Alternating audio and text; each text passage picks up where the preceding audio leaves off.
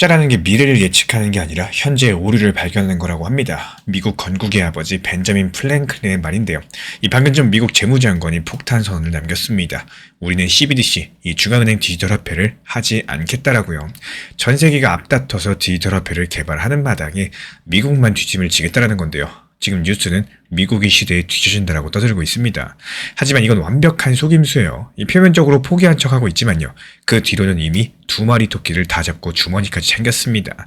이 오늘 영상 통해서 미국이 CBDC를 버린 진짜 이유, 그 뒤에서 벌어지고 있는 이 소름 돋는 돈의 설계도까지 전격 공개시켜 드려보도록 하겠습니다. 지금 전 세계가 앞다퉈가지고 중앙은행 디지털화폐, 이른바 CBDC 경쟁에 나서는 와중에 현재 미국은 정반대 선언을 내놓았는데요. 우리는 CBDC를 하지 않겠다. 바로 이 한마디입니다. 얼핏 보면 시대의 흐름에 역행하는 결정처럼 보이죠. 근데 정말 이상해요. 이 표면적인 뉴스는 뒤로 발을 뺀 것 같은 이런 메시지를 전달하고 있는데 정작 시장의 돈의 흐름은 이미 다른 방향으로 움직이고 있기 때문입니다. 이 방금 전에 미국 재무장관 스콧 베센트가 의회 답변에서 분명히 선을 그었죠. 행정부는 CBDC 도입을 계획하고 있지 않다. 심지어 연준도 그럴 것이다라고 답을 했습니다. 이런 발언이 나오게 된 맥락 자체가 재밌는데요. 한 미국의 하원 의원이 CBDC를 가리켜서 공산주의 화폐다라고 직격을 하면서 베센트 장관이 맞장구 치는 것처럼 이 정부의 공식 입장을 못 박은 거죠. 근데 여기서 베센트는 멈추지 않았습니다. 곧이어 이런 말도 했어요. 정부가 압수한 10억 달러 상당의 비트코인 중에 5억 달러치를 우리가 보유하게 됐고 그 5억 달러의 가치가 현재 150억 달러 이상으로 증가했다. 간단히 말해서 미국 정부가 비트코인 투자로 막대한 수익을 거뒀다. 이런 사실을 공개한 겁니다. 이번에 나온 뉴스만 보면은 미국이 CBDC를 안 한다라는 선이 핵심이에요. 하지만 저는 이 장면에서 다른 단어에 주목을 했습니다. 바로 비트코인 보유고라는 단어인데요.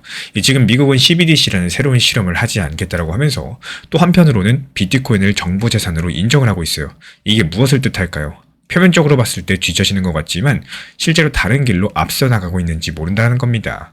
이 모순되고 흥미로운 상황 뒤에서 또 숨어있는 돈의 흐름을 깊이 들여다보자면요. 이 겉과 속이 어떻게 다르고 또 우리는 거기서 무엇을 읽어내야 될지 함께 한번 풀어드려 보도록 하겠습니다. 먼저 지금 미국 경제 상황부터 짚어드려 보자면요. 사실 이런 선언이 나온 배경에는 거시경제 흐름이 깔려있어요. 2025년 미국의 경제 지표를 돌아보면요. 이 경기 과열 우려가 누그러지고 성장 둔화 조짐이 나타났습니다. 작년 당시 추가된 일자리가 60만도 채 안 되면서 2020년 이후에 최저 수준이었는데 이 연말에는 정치적인 이유로서 예산 합의에 실패했고요. 연방정부 셧다운이 무려 43일 정도 지속됐었죠. 그 바람에 몇 달 동안 고용보고서, 물가보고서 같은 중요 지표들이 제때 발표되지 못하는 이 사상 초유의 사태도 겪었습니다. 어렵게 셧다운이 끝나가지고 지표 발표 일정이 정상화되나 했더니 올해 1월 말에도 잠깐이나마 정부 부분 셧다운 터지면서 예산 공백 사태가 재발했었죠. 그래서 원래 지난주에 발표됐어야 될 1월달 비농업 고용지표가 이번 주말로 밀렸습니다. 이 시장이 손꼽아 기다리던 1월달 CPI 물가지표도요. 2월 13일로서 연기가 됐고요. 현재 시장은 중요한 경제 데이터 없이 일시적으로 눈을 감고 있는 상황이라는 거예요. 그렇다면 지금 시장이 모두가 불확실성에 떨고 있을까요? 정말 아이러니하게도 자본시장은 벌써 그 다음 이야기를 보고 있습니다. 현재 미국 연준이 금리 인상을 멈추고 조만간 금리 인하로서 방향을 틀 수 있다. 이런 기대감 말이죠. 인플레이션은 잡혀가고 있고 고용도 식어간다면은 연준 입장에서 봤을 때 더 이상 높은 금리를 고집할 명분이 약해집니다. 이 미국의 재무장관 베센트도 최근에 인터뷰를 통해서 노골적으로 연준 금리가 지금보다 1.5%포인트 낮아야 된다는 주장을 펼쳤는데요. 미국 행정부가 대놓고 중앙은행에 금리 내려라 이런 메시지를 보낸 셈인 건데 이런 압박이 나올 정도라면 경기 부양의 필요성을 정부도 절감하고 있다는 뜻이겠죠. 실제로 채권시장 움직임을 보면 긴축의 끝자락이 보여요. 이 미국의 10년물 국채금리가 최근에 4%대 초반까지 내려왔습니다. 반면에 2년물 같은 단기금리는 연말보다 더 큰 폭으로 떨어졌습니다. 이 작년 당시 마이너스였던 장단기 금리차가 올해 들어가지고 플러스로 돌아선 건데 이게 바로 현재 시장이 머지않아서 연준이 금리를 내릴 거야. 이렇게 선반영을 하고 있다는 게 확실한 신호입니다. 정리를 드리자면요. 미국이 경제 지표도 제대로 내놓지 못하고 혼란스러운 것 같아 보이지만 현재 시장의 속내는 이미 한 발 앞서서 금리 완화 국면을 기대하고 있다는 겁니다. 이 뉴스랑 시장 작은 간의 괴리들 여기서도 한번 드러나죠. 뉴스 헤드라인만 봤을 때 미국 고용지표 발표 지연되고 경제 불확실하다 뭐 이런 식으로 나옵니다. 하지만 시장의 정작 투자 자금은 어디로 가고 있죠?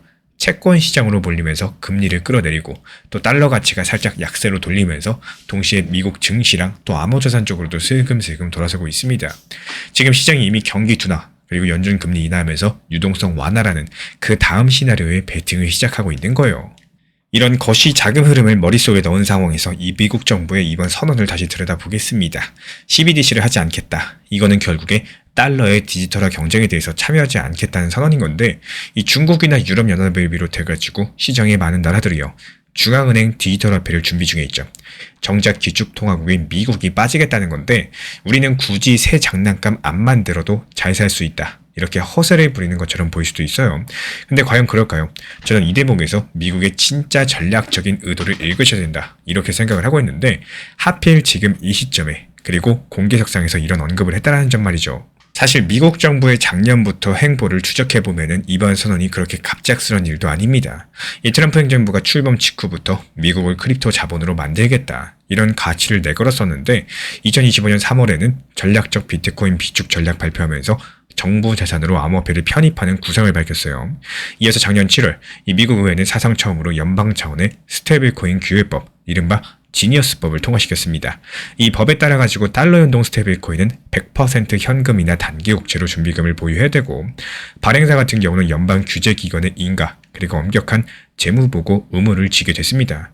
쉽게 말씀드려가지고 민간이 발행을 하지만 안전성에 대해서는 정부가 담보하는 이 디지털 달러의 토대를 마련했다는 건데, 그렇다면 무엇이 필요가 없을까요? 맞습니다. 이 굳이 연준이 CBDC를 발행할 필요성이 낮아지게 된 거예요. 이게 정부 입장에서 봤을 때 민간 영역에서 이미 달러화의 디지털 버전들이 탄탄한 담보랑 함께 굴러가도록 제도화를 해줬다는 보니까 중앙은행이 직접 나서지 않아도 되는 겁니다. 이것이 바로 미국이 CBDC를 안 하겠다고 선언한 이런 배경 중에 하나라고 볼 수가 있는 거고, 표면적으로 봤을 때 정부가 디지털 화폐 안 만들겠다, 이런 보수적인 선택 같지만요, 그 실제 내용은 민간이 만든 디지털 달러에 대해서 우리가 인정하고 함께 가겠다로 읽혀지고 있죠. 여기서 중요한 돈의 흐름의 변화가 감지가 돼요. 이 중앙은행이 CBDC를 만들지 않는다. 앞으로 디지털 화폐 영역은 과연 누가 주도할 수 있을까요? 바로 민간 스테이블코인들입니다. 지금도 이미 암호화폐 시장이랑 국제 달러 결제의 상당 부분이 테더나 서클 같은 민간 스테이블코인이 담당하고 있어요. 미국 정부가 이런 것들을 아예 제도권에 편입시켜가지고 관리가 가능하면서도 민간이 혁신을 이어가게 하는 이런 길들을 선택을 했습니다. 달리 말씀드리자면은 CBDC 대신에 민간 디지털 달러를 통해서 패권을 유지하는 방식을 선택을 한 거고, 미국 입장에서 봤을 때 전 세계 사람들이 굳이 연준이 찍어낸 디지털 달러가 없더라도 테더나 서클 같은 것들을 쓰기만 하면 되는 겁니다. 어차피 1달러랑 가치가 똑같아요. 그리고 준비금으로 미 국채까지도 보증이 되어 있어요. 그럼 이런 것도 마찬가지로 달러의 세계 패권을 강화하는 도구가 되겠죠. 실제로 지니어스법 통과 당시에 100억가는 이 법이 스테이블코인 수요를 늘려나가면서 이 미국 국채에 대한 수요도 높여줄 것이다라고 강조를 남겼는데요. 스테이블코인을 많이 쓰게 된다. 그만큼 발행사들이 미 국채를 사서 준비금으로 보유를 해야 되다 보니까 이 미국 재정에서도 이득이라는 이런 계산이 나와줍니다. 결국에 달러 패권 유지랑 민간 혁신까지도 두 마리 토끼를 잡을 수 있는 강력한 묘수를 냈다, 이렇게 볼 수가 있겠죠. 다만 여기서 중요한 점은 비트코인이 과연 어디에 들어맞을 수 있을까요? 우리가 흔히 비트코인을 디지털 금이라고 표현하죠. 가치 저장 수단이자 희소 자산인 건데, 지금 미국 정부가 압수한 범죄 자산 중에 상당량의 비트코인을 굳이 팔지 않고 보유하고 있습니다. 예전 같았으면 정부가 몰수한 암호화폐를 경매로 처분해서 현금화를 했을 텐데요. 이제는 전략적 비축 재산으로 쥐고 있다는 거. 이유가 뭘까요? 여기에도 미국의 노림수가 엿보여요. 만약에 비트코인이 향후에 글로벌 기축자산의 한 축이 되어준다면은 이 미국이 이미 남들보다 많은 물량들을 확보하게 될 겁니다. 실제로 미국 재무부는 여러 차례 범죄 단속을 통해서 전 세계 최대 규모의 비트코인을 손에 넣어왔고요. 그 대표적인 사례가 작년 발표된 캄보디아 암호 사기 단속이었죠. 이 미국 법무부 차원에서 범죄 조직을 적발을 하면서 12만 7천 개의 약 150억 달러 규모의 천문학적인 비트코인을 한꺼번에 압수해버렸습니다. 이런 식으로 모은 비트코인을 이제는 시장에 풀지 않고 상당 부분 쌓아두고 있다는 이런 사실들을 미국 재무장관 베센트가 확인을 해준 건데요. 그 5억 달러 상당을 그대로 들고 있었더니 150억 달러가 되었더라. 이 말 자체가 미국 정부 자산이 지금 비트코인의 장기 가치 상승에 베팅을 하면서 엄청난 평가 차익을 올렸다는 것들을 의미를 하고 있습니다. 결국에 미국은 양손에 떡을 쥐고 있다고 비유할 수가 있는데요. 한 손에 달러 패권이라는 떡이 있고, 또 다른 손에 비트코인의 미래 가치라는 새로운 떡이 있습니다. 그리고 굳이 CBDC라는 불확실한 모험을 하지 않고도 두 개의 떡 모두를 맛보는 전략들을 취하고 있는 건데요. 저는 이게 바로 미국이 CBDC를 외면하는 진짜 이유라고 해석을 해요. 이 뉴스에서 CBDC 포기라는 것들을 전하고 있지만요. 돈의 흐름을 봤을 때 민간 스테이블코인으로 달러 영토 확장하는, 그리고 정부는 비트코인으로 시세 차익을 극대화하는 이런 두 갈래 움직임이 선명하게 보여지고 있습니다. 그리고 이제 이런 판도 변화 속에서 암호화폐 시장이랑 XRP가 처한 상황을 살펴보셔야겠죠. 암호화폐 시장 전체로 봤을 때 이 미국의 이번 결정 자체가 규제 리스크 완화 측면에서는 호재입니다. 특히 스테이블코인 발행사라거나 이용자 입장에서 봤을 때 연준 CBDC가 나와가지고 우리를 밀어내지 않겠구나 이렇게 안도를 하겠죠. 실제로 미국의 스테이블코인 규제 정비 소식이 알려지게 되면서 작년 하반기부터 테더나 서클 같은 이런 주요 스테이블코인의 시가총액 감소세가 멈추고 또 안정화되는 흐름까지도 보여줬어요. 그리고 아까 말씀드렸던 리플의 RLUSD 같은 이 새로운 달러 연동 코인들도 이런 환경 덕분에 탄생할 수 있었습니다. 민간이 만든 디지털 달러들이 이 각자 틈새 시장을 채우면서 번성할 수 있도록 미국 정부가 오히려 규칙을 만들어서 길을 열어준 셈인 건데요. 이 덕분에 암호화폐 시장에서는 달러의 디지털 버전 공급들이 계속 민간 주도로 늘어날 전망이에요. 이런 것들이 결국에 암호화폐 거래 그리고 활용이 지금과 같은 스테이블코인 중심 구조로 안정적으로 지속될 수 있다는 뜻이겠죠. 여기서 우리 구독자분들께서 가장 우려하셨던 정부 CBDC가 나오면은 테더 같은 것들은 불법화되는 거 아니냐, 뭐 이런 시나리오가 힘을 잃었다 이렇게 볼 수가 있겠습니다. 게다가 이제는 미국 재무장관이 직접 나서서 비트코인을 보유한 게 정부의 이득이라는 취지로 말을 하고 있다 보니까 이게 제도권의 암묵적인 승인에 가깝겠습니다. 그렇다고 미국 정부가 당장 비트코인을 사들이겠다 뭐 이런 말은 아니에요. 하지만 이미 보유한 물량은 팔지 않고 계속 간다 이런 의지를 보여주고 있는 만큼 현재 시장에서는 미국 정부도 쉽게 팔지 못할 정도로 비트코인이 중요한 자산이 되었구나 이런 신뢰 신호로서 작용을 할 수가 있겠죠. 이 비트코인을 금지할 가능성은 사실상 0에 수렴했다 뭐 이렇게 볼 수가 있는 건데 SEC 규제 리스크 같은 것들로 늘 불안 요소가 있었던 암호자산 투자 환경에서요. 적어도 미국발 최악의 시나리오 한 개는 지워진 셈이겠습니다.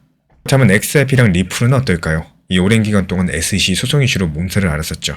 하지만 결국 작년에 XRP의 비판매 유통에 대해서 증권이 아니라는 판결이 내려졌고 일단 한숨 돌린 상황입니다. 그렇다면 이제부터 관건은 뭘까요? 실제 사용이랑 수요세가 뒷받침이 되어줘야 돼요. 저는 이번에 미국 결정이 XRP에게는 미묘하겠지만 상당히 중요한 구조적인 유리함을 줄 수 있다 이렇게 보고 있는데요. 앞서 말씀을 드렸던 것처럼 이 미국이 CBDC를 안 하면 국제송금이나 결제 네트워크는 스위프트 같은 기존망 그리고 각 국가의 CBDC 그리고 민간 스테이블코인이 혼재하는 이런 형태가 될 가능성이 크겠습니다. 이 복잡한 퍼즐을 이어붙여주는 연결고리가 필요하겠죠. 리플 레저랑 리플렛이 바로 그런 중립적인 연결 인프라를 지향해온 프로젝트인데 이미 국제 표준을 맞춰가지고 기술을 구축해 놨었고 여러가지 은행이랑 기업들과 수년 간의 파일럿 경험도 쌓았습니다. XRP의 여기서 강점은요. 이 속도랑 유동성 공급 능력인 건데 ISO 2002로서 언어가 통일된 은행 시스템에서 XRP가 번역가 없이 바로 통용될 수 있는 이런 디지털 자산으로 보여지고 있어요. 그리고 한 가지 더 짚어보셔야 될 부분이 현실 자산의 토큰화 트렌드입니다. 미국이 CBDC 대신에 민간 디지털 달러를 키우겠다 이런 방향성을 보였다 보니까 앞으로 달러 연동 자산의 스펙트럼이 더 다양해질 수 있겠죠. 은행들이 달러 예금을 토큰으로 만들어가지고 유통을 시킨다거나 미 국채를 기초로 하는 토큰 상품을 개발할 수도 있겠습니다. 실제로 JP모건을 포함해서 월가의 은행들은 자체 블록체인 네트워크에서 국제 연동 토큰 거래를 시작을 했고요. 이런 움직임에 대해서 리플도 참여할 가능성이 충분합니다. 앞서 언급드린 RLUSD 스테이블코인도 100% 현금이랑 현금성 자산으로 담보가 돼요. 만약에 리플이 미 국채를 토큰화하면서 유동화하는 비즈니스를 전개한다. 그럼 리플 레저상에서 봤을 때 트레저리 토큰이랑 XRP 그리고 각종 통화를 빠르게 교환하고 정산하는 이 종합금융 플랫폼으로 발전할 수도 있겠죠. 그렇게만 되어준다면 XRP의 가치는 단순 송금 코인을 넘어가지고 글로벌 디지털 자산 네트워크의 기축 통화 비슷한 위상까지도 노려볼 수 있게 될 겁니다. 물론 이건 아직까지 가야 될 길이 많이 남은 이 미래 시나리오라고 볼 수가 있는데요. 하지만 미국의 CBDC 포기는 최소한 XRP한테 불리하게 돌아갈 판을 유리하게 바꿔준다. 이것만큼은 분명히 보여요. 미국이 CBDC를 안 받는다는 이 말 속에서는요. 그래서 네가 활약할 공간이 있다라는 이런 메시지가 숨어있을지도 모르겠습니다. 이런 흐름 속에서 우리 구독자분들께서는 무엇을 할 것인가 현실적인 고민이 남겠죠. 이 영상 시작 부분에서 말씀을 드렸던 것처럼 여기서 중요한 거는 표면적인 뉴스에 일일비지하지 않고 이 돈의 흐름을 한 발 앞서가지고 읽어볼 수 있는 눈이겠습니다. 미국의 이번 선언을 보고 어떤 분들은 역시 미국이다. 암호화폐 우호적이다. 올인이다. 뭐 이런 극단적인 생각을 하실 수 있는 거고 반대로 CBDC 포기하나 이 미국이 시대에 뒤처진다. 달러 약세 오나 불안해하시는 분들도 계실 겁니다. 하지만 정작 시장은 어디에도 치우치지 않고 차분하게 자기 길을 가고 있어요. 미국 정부 발표 직후에 암호화폐 시장이 요동친 것도 아닙니다. 왜냐하면 이미 많은 내용들이 예견되어 있었고요. 상당 부분 가격에 반영이 되어 있었기 때문에 오히려 고래들은 가격이 출렁이지 않는 틈을 타서 조용히 자신의 포지션들을 늘리는 데 집중을 해왔습니다. 실제 데이터로 봤을 때 올해 1월 한 달 동안 XRP의 100만 장자 지갑 숫자가 늘어났고요. 이더리움 코리들도 꾸준히 매집을 이어갔습니다. 이 눈에 보이는 뉴스랑 다르게 또 시장의 돈들은 딴 방향으로 흘러 들어가고 있는 거죠. 이렇게 겉과 속이 따로 움직이는 시장에서 우리가 해야 될 일은 내 자산을 지킬 수 있는 나만의 판단 기준을 갖추는 겁니다. 그리고 저는 그 기준을 이렇게 제시하고 싶어요. 이 뉴스를 볼 때 항상 이 소식에 남들이 어떻게 반응을 할 것인가 한번 생각을 해보시고 한 발 더 나아가서 그러면 큰 손들은 어디로 돈을 움직일 것인가 여기까지 상상을 해보시는 겁니다. 이 대부분의 경우에 큰 손, 기관, 고래들 같은 경우는 우리 일반인이 뉴스를 접하기도 전에 이미 움직이죠. 그렇다면 뉴스 자체가 아니라 뉴스 이후의 자금 흐름을 쫓아가셔야 뒤처지지 않는 거예요. 이번 경우의 큰 손들은 어떻게 했죠? 미국이 CBDC 안 한다 발표를 하기도 전에 미리 워싱턴 정가의 기류를 읽고 미리 스테이블코인 시장에 자리 잡고 규제받을 준비를 했습니다. 그리고 정부가 비트코인 계속 보유할 거라는 신호가 나오자마자 주요 비트코인 지갑에서는 출금을 줄이고 장기 보유로 전략을 바꿔가고 있습니다. 이런 움직임을 포착하신 분들은 이미 대응을 했겠지만 이 뉴스만 보고 반응한 사람은 사실상 할 게 없었던 겁니다. 조금 냉정하게 들릴 수 있겠지만요. 지금 시장은 이미 흘러간 뒤에 뉴스를 던져준다 이런 말이 있습니다. 그래서 돈의 흐름을 먼저 읽으려는 노력이 중요한 거고 앞으로 우리 구독자분들이 투자 결정하실 때도 호재나 악재만으로 즉흥적인 매매를 하시기보다는요. 이 시장 자금이 실제로 어디로 가는지 이렇게 확인하는 습관을 가지시기를 권장드려요. 다행히 요즘 같은 경우에 온체인 데이터, 실시간 수급, 여러가지 동향까지도 개인들이 볼 수 있는 정보들이 많아요. 이를테면 거래소에 들어오고 나가는 코인 물량 변화, 거래 지갑들의 이동 같은 것들 투명하게 공개되어 있는 상황이죠. 그리고 파생상품 시장의 베팅 방향성이나 이 기관들의 포트폴리오 리밸런싱 소식들 이전보다 쉽게 접할 수가 있습니다. 이런 돈의 흐름 지표들을 내 나름의 나침반으로 삼아가지고 두신다면 웬만한 뉴스에는 휘둘리지 않고 또 큰 흐름에 앞서가지고 대응까지도 가능할 거다 이렇게 생각을 합니다. 미국이 CBDC를 포기한 진짜 이유, 정치적인 입장 표명 같겠지만요. 그 속내는 달러 패권을 지키기 위한 현실적인 선택이었다. 이렇게 볼 수가 있겠고 디지털 화폐 안 만들래 선언을 했지만 이미 민간 스테이블코인이랑 비트코인을 통해서 두 마리 토끼를 전부 다 잡은 판을 짜놓은 겁니다. 뉴스에서 한 발 물러났다라고 말을 하고 있지만 이 시장의 돈들은 이미 새로운 길로 앞서 달리고 있었던 거고요. 이 겉과 속의 간극을 이해하신다면 우리가 어디에 주목하셔야 될지 분명해집니다. 뉴스 제목만 보시는 게 아니라 그 뒤에 돈의 움직임이겠죠. 앞으로도 뉴스랑 시장이 엇갈릴 때마다 표면적인 메시지랑 자금 흐름들 반드시 비교하시면서 우리 구독자분들만의 투자 나침반을 늘 점검하시기를 바라겠습니다. 눈에 보이는 정보보다요. 돈의 흐름이 먼저 정직하다는 그 사실을 꼭 기억하시면서요. 시장이 안 좋다고 끝을 걱정하는 게 아니라 지금 이 자리에서 어떻게 대응할지를 준비하는 사람이 결국에 살아남습니다. 시장 흐름이 안 좋고 차트가 계속 눌리고 리플이든 비트든 답답하게 횡보만 하고 있으면은 괜히 마음속에서 이런 생각이 먼저 올라오죠. 이제 끝난 거 아니냐? 코인 시장 죽은 거 아니냐? 괜히 들어왔나? 근데 투자 시장에서 이 끝났다라는 말이 가장 많이 나올 때 이상하게도 항상 바닥 근처였다는 걸 우리는 이미 여러 번 경험을 해왔습니다. 이 시장은 늘 반복인데 하락이 길어지면 사람들은 미래도 계속 하락일 거다 이렇게 생각을 하시고 상승이 길어지면 영원히 상승할 거라고 착각을 하십니다. 결국에 틀리는 건 항상 감정이에요. 그래서 지금 필요한 건 막연한 걱정이나 공포가 아니라 조금 더 냉정한 준비라고 생각을 해요.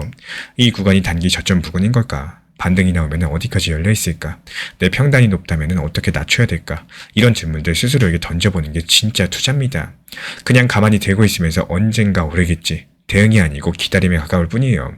이 공포에 못 이겨가지고 전부 던지는 건 포기일 뿐입니다. 하지만 하락 구간에서 계획을 세우고 반등 구간을 미리 그려보고 내 평단을 어떻게 조절할지 준비해두는 사람들 같은 시장에서도 전혀 다른 결과를 만든다는 거. 지금 시장은 항상 준비된 사람에게만 기회를 주기 때문에 반등은 갑자기 나오는데 준비 안 된 사람은 그때도 또 망설이다가 놓치고 준비된 사람은 담담하게 버튼을 누릅니다. 이 차이가 결국에 몇 달, 몇 년 뒤 수익 차이로 쌓이기 때문에 시장이 좋고 안 좋고를 떠나서 내가 계획한 원칙 매매는 꾸준하게 잘 활용하는 게 정말 중요해요. 운동 좋아하시는 분들 비가 오고 날씨 안 좋다고 운동 안 가는 거 아니죠. 내일 점심 먹을 거니까 오늘 먹어야 될 점심 안 먹을 수 없을 거다 이렇게 생각합니다. 그만큼 내가 세운 원칙 매매라는 거는 시장이 좋고 안 좋고를 떠나서 잘 지키고 얼마나 활용할 수 있느냐가 가장 중요하다는 생각을 해요. 제가 안내드리는 리플 정보방, 단기 종합방에서도 안내드렸었지만요. 적단 단기 저점과 고점에 매수나 목표 타점 걸어놓으셨으면 지금 매수 매도 체결이 안 되더라도 조금은 시간을 갖고 기다리는 것도 투자 시장에서 중요한 요소 중에 하나입니다. 특히나 리플 좋아하시는 분들, 지금 리플 매수를 당장에 안 하시더라도 매수 타점까지 기다릴 줄 아는 인내심을 가지셔야 되는 거고, 지금 시장이 안 좋다 해서 내가 급한 상황도 아닌데 겁먹고 손절하고 후회하는 이런 매매 반복되시면요, 이 투자 시장에서 살아남으실 수가 없다라는 거. 시장이 안 좋다 끝났다 단정 지지 마시고요, 오히려 이럴 때 나는 뭘 준비할 수 있을까, 여기를 먼저 생각해 보셨으면 좋겠습니다. 이 결국에 투자 시장은 예측하는 사람이 이기는 게 아니라 대응하는 사람이 끝까지 살아남는 게임이라는 거 기억해 주시기 바랍니다. 최근에 시장이 너무 답답하다 보니까 정보방 입장에 대해서 문의 주시는 분들께서 많아지셨어요. 먼저 제일 중요하지만요, 제가 안내드리는 모든 정보방은 업비트, 빗썸, 현물 매매로서만 안내 도움드리고 있습니다. 지금 화면에 보이시는 번호나 혹은 댓글 링크에 있는 신청란을 통해서 신청 주시면은 안내를 도움드리고 있고요. 이 세 가지 방 중에 필요로 하신 방을 체크해서 신청 주시면은 필요로 하신 방에 맞춰가지고 입장 안내드리고 있습니다. 먼저 리플 전용방 같은 경우에 리플에 대한 중요 이슈, 그리고 리플에 대한 단기 저점과 단기 고점, 중장기적으로 보는 중요 타점 같은 핵심 내용에 대해서 안내드리고 있기 때문에 영상 시청해주시는 우리 구독자분들께서 리플이라는 코인이 장기적으로 좋다라는 건 알고는 있지만 현재 같은 시장에서는 많은 답답함을 느끼시는 분들께서 정말로 많이 계실 거라고 생각을 합니다. 이 적당한 일부 비중은 단기 고점과 저점을 살려서 효율적인 대응을 만들어 가시고, 또 오히려 중장기적으로 더 잘 가져가기 위한 효율적인 매매하시는 것들을 추천드려요. 그리고 두 번째로 종합 브리핑방입니다. 장기적으로 보기에 좋은 코인들과 현재 시장 흐름에 대한 중요 시장 이슈들, 브리핑 내용이나 리플에 대한 방향성, 락업 해제 일정과 여기에 따른 움직임들에 대해서 안내드리는 종합적인 방이다, 이렇게 생각해 주시면 되겠습니다. 그리고 마지막으로 단기 종합방 같은 경우는 말 그대로 단기 종목들에 대한 타점을 안내드리고 있는 방입니다. 이 단기 종목은 말 그대로 단기 종목답게 접근을 하셔야 되는데, 욕심으로 인해서 타점을 너무 높게 잡아가지고 수익 실현을 못하거나 아니면 눈치 보기 매매를 하다가 이렇게 수익 실현의 기회를 놓치셨던 기억이 있으신 분들, 지금 시장에서 정말 많은 상황인데요. 항상 비중 조절이 중요하고요. 매수와 동시에 목표 타점을 걸어 놓으면서 현실적으로 봤을 때 내 것으로 만들어서 마침표까지 잘 찍는 게 단기 매매의 핵심이다 생각을 해요. 단 여기서 중요한 거, 아무리 내가 좋아하고 시기가 좋고 스스로 괜찮다고 판단하셔도 몰빵 매매는 정말 위험하기 때문에 매번 말씀드리는 비중 조절 원칙 매매로 접근하시는 게 가장 중요합니다. 끝으로 항상 말씀드리고 있지만요, 저는 업비트, 빗썸, 현물 매매에 대해서만 안내를 도움드리고 있기 때문에 절대로 해외골에서 선물 매매에 대한 고위험 리스크 매매에 대해서는 언급조차 드리지 않고 있습니다. 무조건적으로 업비트, 빗썸, 이렇게 현물 매매로 필요하신 분들께서만 입장 신청 주시면은 안내 도움 드리도록 하겠습니다. 이 빠르게 가는 것보다 중요한 건요, 꾸준하고 길게 가는 게 더 중요한 투자 시장이다, 이렇게 생각을 해요. 건강한 비중 조절 원칙 매매 활용하시기를 늘 응원드리겠습니다. 이 리플 XRP의 매수 매도 타점은 순간의 판단이 전부예요. 그래서 우리 신사 채널에서는 시장의 숨결 하나하나까지 놓치지 않고자 모든 흐름들 실시간으로 모니터링 중에 있습니다. 이 단기 반등 구간이 열리는 순간 그 찰나의 기회 타점을 우리 구독자분들께 바로바로 전달드리기 위해서인데요. 우리 신사 채널을 이미 구독해주신 분들 중에서 실시간 커뮤니티방 참여를 원하신다면 지금 보이시는 번호로 문자 남겨주시면 되겠습니다. 이 혼자서 불안하게 바라보는 시장이 아니라요, 함께 흐름을 읽고 움직이는 경험들을 선사해 드리도록 하겠습니다. 예전과 다르게 최근 코인 시장은 많이 바뀐 게 사실입니다. 과거에 5년, 6년 전에 우리가 흔히 말하는 하나 사서 묻어두면 된다라는 느낌의 장기 투자가 힘을 많이 쓰는 시절이 있었다면은 이 최근 코인 시장은 내 것으로 만드는 게 정말 중요한 시장이다라고 생각을 해요. 핵심은 투트랙 전략을 어떻게 활용하냐 차이인 건데, 이 정말로 쉽게 이해를 도움드려보면 내 메인 비중은 리플을 보유하면서 이 리플을 어떻게 꾸준하게 모아가고 또 평균 단가 낮추고 비중과 수량을 늘려갈 수 있냐의 싸움입니다. 내가 만약에 매수 단가가 4,000원이라고 해서 이 4,000원 그대로 가만히 기다리면은 결국에 저점 찍고 올라오는 반등 시기에 아무것도 못하게 되는 경우가 생길 수밖에 없어요. 그래서 투트랙 전략의 핵심인 알트코인을 적당 비중 활용하시는 겁니다. 메인 비중은 리플 보유하면서 알트코인의 단기 저점과 고점을 살려나온 수익으로서 리플코인 하락하고 시장이 안 좋을 때 분할로 매수해 나가시는 거고, 쉽게 정리드리자면 리플코인을 매수하는 타이밍을 시장이 좋을 때 매수하시는 게 아니라요, 리플은 시장이 안 좋고 또 계속 하락할 때 분할 매수를 하기 위해서 알트코인을 활용한다라고 생각을 하시면 됩니다. 하지만 단타 매매를 한다고 해서 이미 급등 나온 코인을 쫓아다니는 매매가 아니라요, 단기 저점과 단기 고점을 살려가지고 목표가를 잘 활용할 줄 아셔야 돼요. 매매를 자주 한다고 업비트, 빗썸 자주 들여다본다고 수익이 잘 나오는 게 아닙니다. 내가 원하는 타점까지 기다릴 줄도 아셔야 되는 거고, 목표 타점에다가 미리 걸어두시면서 욕심보다는 수익 실현으로 마침표를 찍을 수 있는 이런 매매를 하셔야 된다는 거예요. 결국에 팔아야 내 돈인 거고, 이 수익 실현을 통해서 리플의 단기 저점을 더 모아나가기 위한 나만의 포트폴리오를 완성하셔야 된다는 겁니다. 항상 말씀드리고 있지만요, 업비트 빗썸 현물 매매로만 안전하게 운영하셔도 절대 나쁜 시장이 아닙니다. 매번 말씀드리는 비중 조절, 원칙 매매 잘 활용하시면서 리플 정보방, 단기 종합방, 입장 필요로 하신 분들께서 현재 보이는 번호 혹은 댓글 하단 링크 통해서 문의 주시면 안내 도움 드리도록 하겠습니다. 제가 안내해드리고 있는 코인 신사 채널 멤버십 전용방에 대해서 짧게 설명드려 보도록 하겠습니다. 리플, 암호화폐 시장에 대한 중요한 이슈, 그리고 브리핑이나 시장의 흐름에 대한 전문적인 분석 내용 설명과 함께 차트상의 기술적 분석, 온체인 지표와 투자 심리에 대한 내용들을 같이 안내 도움 드리고 있고, 가장 중요한 투자 심리를 컨트롤하기 위해서 포트폴리오의 구성에 대한 노하우, 투자 심리 컨트롤에 대한 내용도 같이 안내 드리고 있습니다. 코인 신사 스터디 멤버십 가입하신 분들께서는 아래 번호 혹은 신청 링크 통해서 남겨주시면 제가 연락드리고 있고, 안내 설명과 함께 신사 채널 리플 전용 멤버십 방에도 입장 안내 설명드리고 있습니다.